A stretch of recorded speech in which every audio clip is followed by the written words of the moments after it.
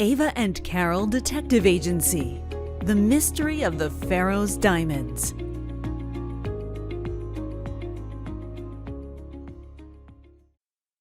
Chapter 10.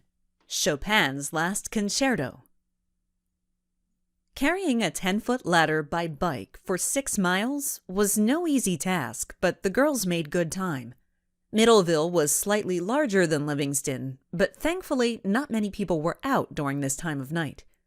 A cool evening breeze was blowing as the girls pulled up to a small park directly across the street from Prestige Fine Arts Auction Company. "We made it," whispered Ava, keeping her voice low. They quickly checked their surroundings and then hid their bikes, laying them down in a small clump of trees. They broke off some low-hanging branches to cover their bikes as an extra precaution. The last thing they needed was to have their bikes stolen in the middle of their mission. Prestige Fine Arts Auction Company seemed out of place in Middleville, a small historic town founded in 1786.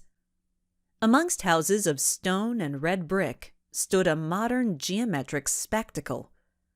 The walls were made of perfectly polished gray stone, with long, narrow, rectangular windows across the top.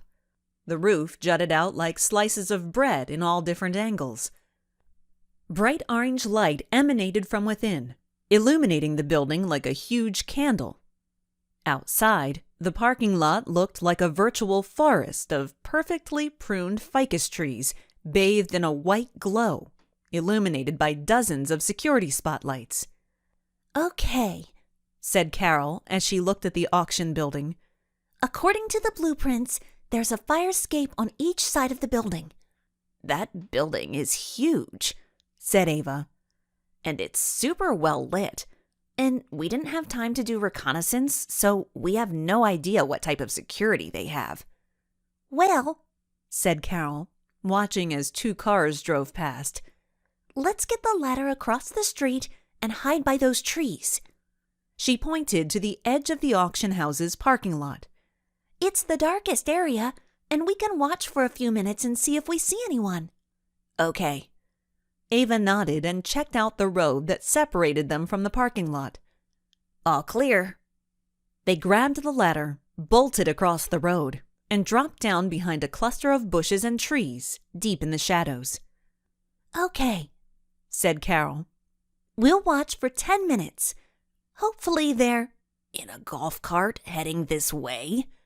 whispered Ava urgently. The girls dropped flat to the ground as 2 men in black shirts with black hats that read security passed within 10 feet of them. A spotlight mounted to the top of the golf cart swept back and forth, creating a wide swath of light in front of them.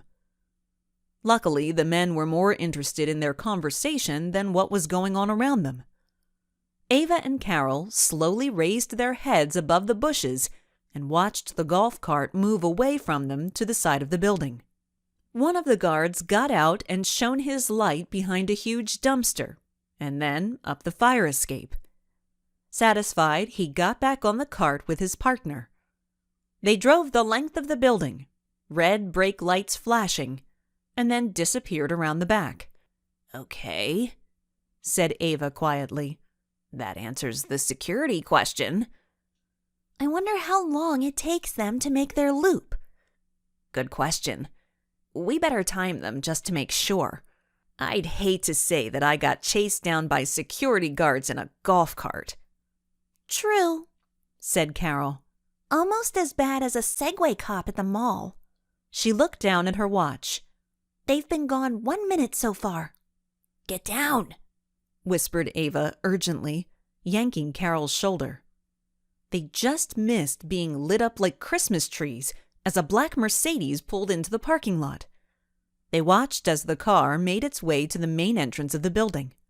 The front door of the building swung open, and a man briskly walked out to the car. 2 men in dark suits emerged from the vehicle.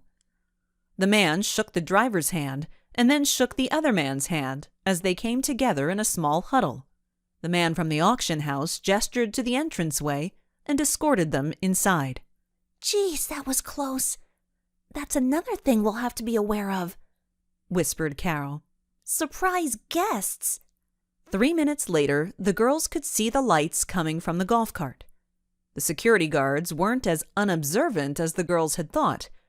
They made a beeline across the parking lot to inspect the new vehicle. They parked their golf cart behind the Mercedes so it couldn't back away. One of the guards touched his ear and spoke. I bet he's checking on the car, whispered Carol. Ava nodded. They don't mess around. Especially when you're protecting millions of dollars of inventory. The security guard nodded, said something to his partner, and they resumed their loop. Once again, the girls dropped silently to the ground. The golf cart came within 20 feet of the girls. It was so close, they could hear the guards talking about the upcoming Patriots game. All right, Aves, said Carol nervously. As soon as those taillights disappear around the corner, we run to that stairwell. We'll have about 3.5 minutes. That's it. Just as before, the golf cart came to a stop in front of the fire escape. This time, the other guard jumped out, first shining his light behind the dumpster, and then checking out the fire escape. Seconds later, the taillights flickered, disappearing around the corner of the building. Okay, said Carol, electricity pumping through her body. We're going to have to be fast and furious. Let's go. The girls stood and quickly checked their surroundings. Go, exhaled Ava. Crouched low, they ran to the side of the building. We're down 30 seconds, said Carol, ticking off the time in her head. Ava's heart beat like the drum of a heavy metal band. Even though she knew they had about 3 more minutes, she couldn't help looking over her shoulders every 2 seconds. Carol lifted the board vertically and leaned it against the wall. Hold the bottom secure, she said firmly. Got it. Ava crouched down and gripped the makeshift ladder. Carol didn't hesitate. She carefully stepped onto the first wooden board and slowly made her way to the top. Once her shoulders were level with the bottom of the fire escape, she grabbed the support bars. Then, while moving her feet to the top of the ladder, she pulled herself to safety. She looked at her watch. 2 minutes, Ava, she called out. Hurry! Carol lay flush on the cold metal floor of the fire escape. She grabbed the top of the ladder as Ava began climbing. You got this, Ava whispered as she fought to stop her hands and feet from shaking her right off the ladder. Her brain ping-ponged between, you're gonna make it, and you're gonna fall and break every bone in your body. Come on, Carol encouraged her. You've got this. Come on. The board wobbled and bowed as she climbed, but finally Ava arrived at the top. She grabbed the fire escape, and with Carol's help, she pulled herself to safety. They grabbed the ladder and pulled it onto the platform with them. 1 minute left, Carol whispered. In the distance, they could see the golf cart's light making its orbit of the parking lot. Carol placed the ladder against the building and began climbing to the rooftop. A few seconds later, she was on the roof looking down at Ava. Ava glanced over her shoulder. It was too late. The golf cart was heading their way. They're here, whispered Ava, panicking. Ava, get on that board and climb now, hissed Carol through clenched teeth. Ava grasped the bottom of the ladder. She looked over her shoulder. The cart was about 50 feet away and rapidly closing in. Ava concentrated, 1 hand at a time, 1 foot at a time. She looked up when she felt Carol's hand around her wrist. Come on, whispered Carol urgently. The guard was out of the cart. He shone his flashlight at the dumpster, then turned the beam toward the fire escape. The ladder, whispered Carol, her eyes wide with panic. Ava grabbed the ladder and jerked it upward. The bottom banged the metal railing of the fire escape. Both guards were out of the cart now, shining their lights upward. Ava and Carol lay perfectly still, not daring to look over the ledge. Their makeshift ladder lay beside them.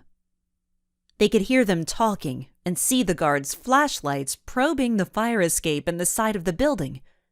It seemed like an eternity, But finally the guards seemed satisfied that nothing was amiss and drove off.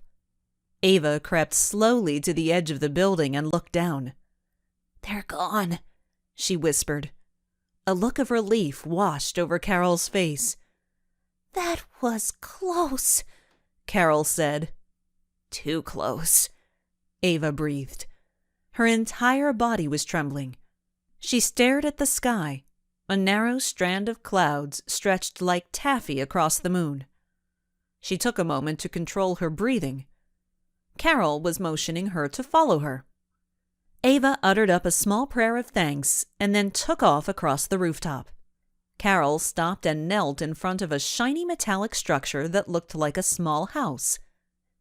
"According to the blueprints, this is the ventilation system that will lead me to the room with the safe," said Carol matter-of-factly.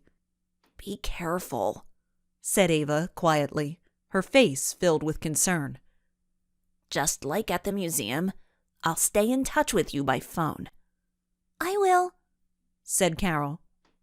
Ava helped her fasten the GoPro on her head and then clipped a small pen light to the side of the head strap. "Oh my God, Carol," said Ava. "You look just like a spy." "I feel like a spy. Or a spelunker. I'm gonna go with spy." She unscrewed the 8 screws that secured the aluminum housing to the rooftop. The vent was pitch black, but plenty wide for Carol's tall, narrow frame. Ava helped Carol scoot into the opening to the ventilation system. "Good luck," said Ava. She tried to hide the worry in her voice. Carol looked up, smiled, and gave Ava a thumbs up.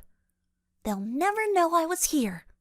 She spread her legs to brace herself, wedged her feet against the aluminum walls of the duct system, and began slowly lowering herself downward.